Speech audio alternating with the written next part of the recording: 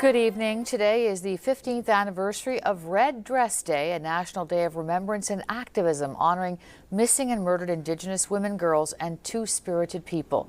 And this evening at Cabot Square in Montreal, there was a somber gathering to remember the hundreds, if not thousands, of lives lost and unaccounted for.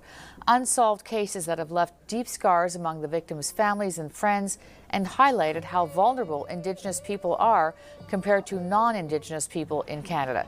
6 years after a national inquiry made 231 recommendations, only 2 of them have been implemented thus far.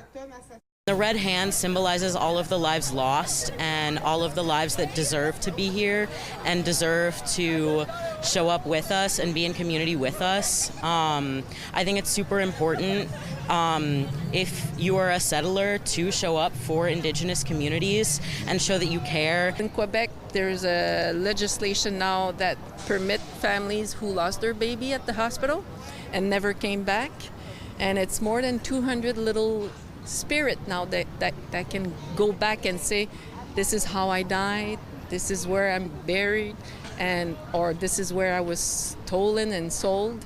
Now families can say, okay, mon bébé est mort, because of the national inquiry. There's specific calls to action for every sector, so I would really encourage anybody who works in whatever sector you work in, go and look up what the calls to action, what the calls to justice are in your sector, whether it be a community organization, whether it be health, whether you're a parent, whether you're an artist, whether you're any type of creator, even a media consumer versus a media creator of any kind, and any type of person who has any real power over any other humans should be aware of these issues.